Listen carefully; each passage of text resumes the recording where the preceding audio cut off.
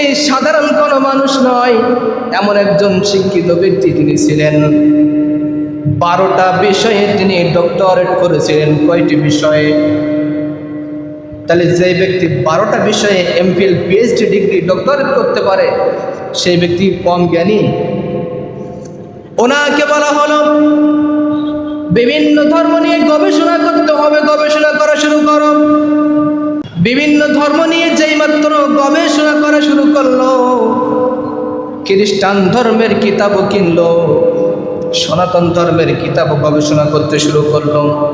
আর সাথে সাথে আমরা মুসলমান ধর্মের যেই মহাপবিত্র আল কোরআন, এই আল কোরআনটাও তিনি গবেষণা করা শুরু করে দিলেন। বিভিন্ন ধর্ম তিনি গবেষণা করেন, যে বিষয়টা তিনি খুঁজতে যান সব জায়গায় বিজ্ঞান সায়েন্স যেইটা বলে কিন্তু বাস্তবে সেটা পূর্ণ করতে পারে না।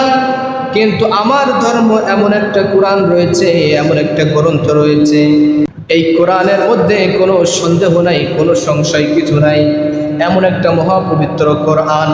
এই কোরআনটা যখন ডক্টর শিব শক্তি উনি গবেষণা করা শুরু করে দিলেন, গবেষণা করে যেই মাত্র তিনি গবেষণা করা শুরু করলেন, গবেষণা করতে করতে তিনি গবেষণা করতেছেন, দেখে কোরআনে এমন কিছু বলা আছে যেটা বিজ্ঞানের সাথেও কেটে যায়, বর্তমান সময়ের সাথে কেটে যায়। বলেন সুবহানাল্লাহ। ডক্টর শিবশক্তির মাথা ঘুরে গেল, কিরে এই ধর্মের গ্রন্থে এই কথা লেখা, এই ধর্মের গ্রন্থে এই কথা লেখা, আর এই পবিত্র কোরআনের মধ্যে এমন কি রয়েছে যেটা গবেষণা করে আমি শিবশক্তির মাথা ঘুরে গেল। এই কোরআনটা তিনি ভালো করে গবেষণা করতে লাগলেন, গবেষণা করতে শুরু করলেন। গবেষণা কিভাবে করে, কাকে বলে একটু শোনেন। যখন কোরআনের পাকের মধ্যে তিনি গবেষণা করতে শুরু করলেন, আমার নবীর জীবন বৃত্তান্ত এত সুন্দর করে তিনি লেখা, ওইটা দেখে ডাক্তার শিবশক্তি প্রেমে পড়ে গেলেন। বলেন সুবহানাল্লাহ। ওই ডাক্তার শিবশক্তি কোরআনের প্রেমে পড়ে তিনি বাজার থেকে একটা রসুলে পাকের জীবনী কিনে আনলেন। জীবনে কেনে ওই ব্যক্তি প্রতি রাতে ঘুমের মধ্যে যায়, কিন্তু তার ঘুম আসে না। ঘুমের ভিতরে যায়, ওই কিতাবটা নিয়ে একটু গবেষণা শুরু করে দেয়। কিতাব পড়তে পড়তে চোখ দিয়ে ছলছল করে পানি চলে আসে। কিরে এই ব্যক্তি কে, যার জীবন চরিত্রের মধ্যে কোনো দোষ নাই, যিনি হচ্ছেন মাসুম। জোরে বলুন সুবহানাল্লাহ। যিনি হচ্ছেন মাসুম। এত সুন্দর করে তার জীবনীটা, তিনি এমন কি কাজ করেছেন যার কারণে তিনি এত মহান ব্যক্তি হয়ে গেলেন, যার জীবনে কোনোদিন একটা অন্যায় কাজ নাই, একটা পাপ কাজ নাই। একটা হিন্দু ধর্মের মানুষ পর্যন্ত কিতাব গবেষণা করে বুঝলো, কিন্তু দুঃখ লাগে আমাদের সমাজের আলেমরা বুঝলো না, কারণ তারা বলছে রসুল পাকের নাকি গুনাহ করতে পারে। বলেন নাউজুবিল্লাহ। কোন নবী কি গুনাহ করতে পারে? সমস্ত নবী মাসুম। এই ব্যক্তি সমস্ত নবী মাসুম, এই কথা যেই ব্যক্তি না মানবে সে ঈমানদার না। কথা বলুন ঠিক কিনা? ওই ডাক্তার শিবশক্তি ওনার অন্তরের মধ্যে জীবনী পড়তে পড়তে আস্তে আস্তে রসুলের প্রেমের পাগল হতে শুরু করলো। রসুলের পাকের পাগল। উনি প্রতিদিন রাতের বেলা, রাত যখন গভীর হয় তখন উনি জীবনীটা সুন্দর করে তিনি সম্মান তাজিম করে, সম্মান করে উনি জীবনী দেখে আর দেখে, আর পড়ে পড়ে পড়ে চোখ দিয়ে টপ টপ টপ টপ করে পানি পড়তেছে। কান্না নিয়ে যখন একদিন রাতের বেলা উনি ঘুমিয়ে গেলেন, ওই রাতের মধ্যে স্বয়ং রহমতের নবী ওই ডাক্তার শিব শক্তির কান্না মোহাব্বত দেখে তার ভাঙ্গা ঘরের মধ্যে তিনি দিদার দিয়ে দিলেন। ওই ভাঙ্গা ঘরে দিদার দিয়ে দিলেন। ওই ডাক্তার শিব শক্তি স্বপ্নের মধ্যে যখন দিদার দিয়ে দিলেন, রাত গভীর হতে চলেছে, ডাক্তার শিব শক্তির চোখ দিয়ে কান্না করতে শুরু করলো, পানি পড়তে শুরু করলো। যখন ঘুমটা ভেঙে গেল, তিনি দেখেন হাতের মধ্যে এমন একটা খুশবু লেগে রয়েছে, যেই খুশবুটা দুনিয়ার কোনো জায়গায় পাওয়া যায় না, যেই খুশবু এমন দামি, যেই খুশবু এমন দামি, তিনি শুধু হাতটা নাকের কাছে নিয়ে গেলেন। আর ঘুম ভেঙে উনি স্বপ্নে যখন দেখলেন দিদার দিয়ে রসুল চলে গেলেন, উনি ওই সময় মায়ার সুরে কাঁদতে লাগলেন, ইয়া রাসূলুল্লাহ, আপনি দিদার দিয়ে কেন রইলেন না? বলেন সুবহানাল্লাহ। আমরা কেমনে যাব তোমার কাছে নবী, কেমনে যাব তোমার কাছে, স্বপ্নে এসে বলেন না তুমি প্রেম শিখাইয়া কেন রইলা না? ও গো মায়ার নবী গো, তুমি প্রেম শিখাইয়া কেন রইলেন না? বলেন সুবহানাল্লাহ। ডক্টর শিবশক্তির ঘুম ভেঙে গেল। ঘুম ভেঙে তিনি সারা রাত চিন্তা করতে শুরু করলেন, হায়রে এমন একটা কি ঘটনা আমার সাথে ঘটে গেল, আমি ডাক্তার শিবশক্তির কলিজাটা আর মানে না, আমি ডাক্তার শিবশক্তির কলিজাটা কেন মানে না? ওই রসুলের পাকের জীবনী তিনি পড়তে শুরু করলেন। যতই পড়ে ততই তার ভালো লাগে, যতই পড়ে ততই তার ভালো লাগে। রাত চলে গেল, যখন ফজরের টাইম হয়ে গেল, তিনি বললেন, আমি তো মুসলমান হয়েছি, কিন্তু এখন মসজিদের মধ্যে যাওয়ার তো কোনো সুযোগ নাই। তিনি একজন দুইজন না, 70 কোটি সনাতন ধর্মের দেবতা যিনি ছিলেন, হঠাৎ করে রসুল পাক সাল্লাল্লাহু আলাইহি ওয়াসাল্লাম দিদার দিয়ে চলে গেলেন। পরের দিন যদি সকালে ওই ব্যক্তি মসজিদে ফজরের নামাজ পড়তে আসে, তাহলে ওর কি মার কি একটা পিঠে নিচে পড়বে না পিঠে পড়বে? কারণ তুমি 70 কোটি মানুষের দেবতা আমাদের হয়ে তুমি আমাদেরকে ধোঁকা দিয়ে তুমি মসজিদের মধ্যে যাও ইবাদত করতে, তাহলে তুমি এতদিন আমাদেরকে কি করেছো? এই জবাবটা লোকে তার কাছ থেকে নেবে কি না? এখন কান্না করতেছে, হায় হায়, দিদার তো পাইলাম, ঈমান তো গ্রহণ করলাম, নামাজ পড়ার তো কোনো সুযোগ নাই। উনি ঘরের মধ্যে একা একা কান্না করতেছেন।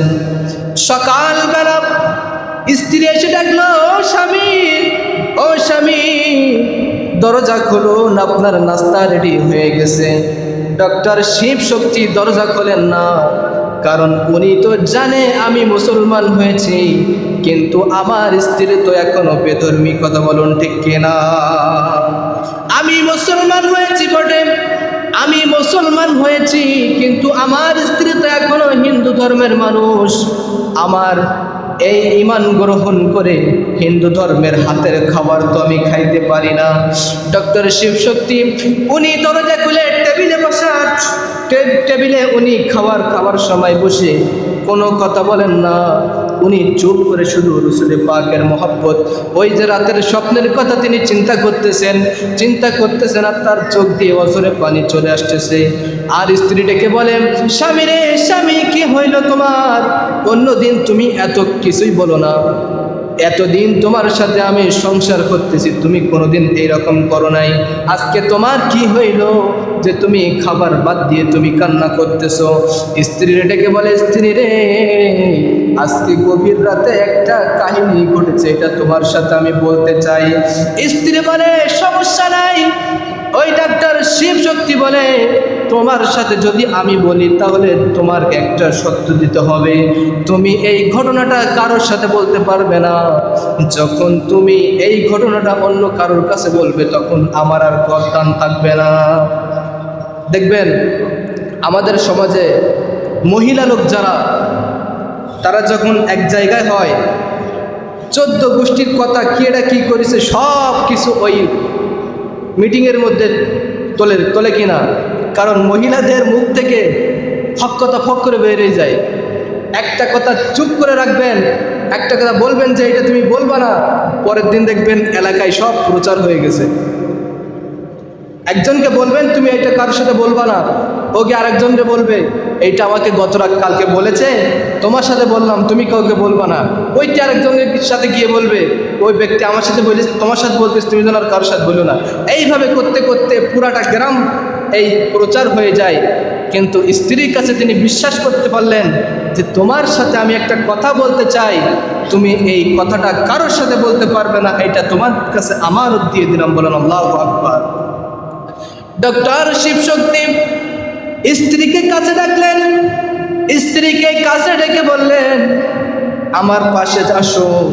যখন স্ত্রীটা তার পাশে আসলো, হাতটা তার নাকের কাছে নিয়ে গেল, বললেন, স্বামী ও স্বামী, তুমি এই ঘেরানটা কোন বাজার থেকে কিনেছো? এত সুন্দর ঘেরান আমি দুনিয়ার মধ্যে কোনো জায়গায় পাই নাই। বলেন সুবহানাল্লাহ। রাসূল পাক ওনার হাত ধরে যেই মাত্র দিদার দিয়ে গেলেন, ওনার হাতের সুঘ্রাণ এমনভাবে সুঘ্রাণিত হয়ে গেল, যেটা ডক্টর শিব শক্তির স্ত্রী বললেন, আমি জীবনে এত দামি দামি ঘ্রাণ, এত পারফিউম ইউজ করছি, কিন্তু এই রকম পারফিউম কোনো জায়গায় পাই নাই। এটা কোন জায়গার পারফিউম, এটা একটু তুমি আমাকে বলো। ডক্টর শিবশক্তি মায়ার সুরে কান্না করতে বললেন, মায়া করে করে তিনি বললেন, আমি যখন পুরা ধর্ম গবেষণা করতে শুরু করলাম, ইসলাম ধর্মের নবীর যখন একটা জীবনে কিনে পড়তে শুরু করলাম, যতই পড়ি ততই ভালো লাগে। আল্লাহর কসম করে বলি রে স্ত্রী, গতকাল যখন আমি রাতের বেলায় ঘুমের ভিতরে গেলাম, আমার কাছে মুসলমানদের নবী হাজির হয়ে গেলে।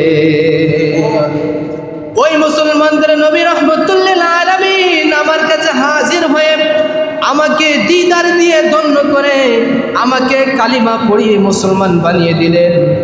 বানানোর পরে আমি যখন ইসলাম ধর্ম গ্রহণ করলাম, আমি টেবিলে বসে খাওয়া বাদ দিয়ে এই জন্য কান্দে, স্ত্রী আমি তো মুসলমান ধর্মের অনুসারী হয়ে গেছি, কিন্তু তুমি তো এখনো হিন্দু, তোমার হাতের পাক আমি খাইতে পারবো না। ওই মুহূর্তে স্ত্রী কান্না করতে করতে বলেন, ও আমার স্বামী, ও আমার স্বামী, আপনার কাছে কখন রসুল এসেছিলেন? বলো, আনুমানিক আধা রাত পর্যন্ত, গভীর রাতে আমার কাছে রসুল এসেছিলেন। ওই স্ত্রীকে দেখে বলে, স্বামী রে, তোমার কাছে শুধু রসুল আসেন নাই, গতকাল আমার কাছেও স্বয়ং রসুল এসে আমাকে দিদার দিয়ে মুসলমান বানিয়েছিলেন। মুসলমান বানিয়েছিলেন। মুসলমান বানানোর পরে দুইজন মুসলমান ধর্মের অনুসারী হয়ে গেলেন। তাহলে চিন্তা করে দেখেন, রসুল পাকের প্রেমিক, যার অন্তরের ভিতরে যারা পরিমাণ রসুল পাকের ভালোবাসা মহব্বত রয়েছে, আপনার ভাঙ্গা ঘরেও রসুল আসতে দেরি করবেন না। বলুন সুবহানাল্লাহ।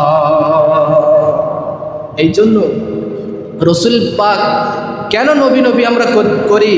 কারণ রসুল পাক বলেন, লা তামুসুন নারু মুসলিমা, যেই ব্যক্তি, ওই ব্যক্তি কোনো মুসলমানকে আগুন স্পর্শ করবে না।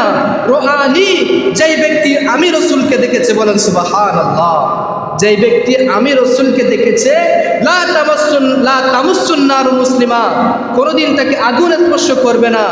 শুধু এই খবর নয়, রসুল পাক আরেকটা সংবাদ দিয়ে গেলেন, ওয়া রাআ মান রাআনি, যেই ব্যক্তি আমাকে দেখেছে, ওই ব্যক্তিকেও যদি কেউ দেখে, তার ওই মুসলমানকেও কোনোদিন জাহান্নামের আগুন তাকে স্পর্শ করবে না। বলেন সুবহানাল্লাহ।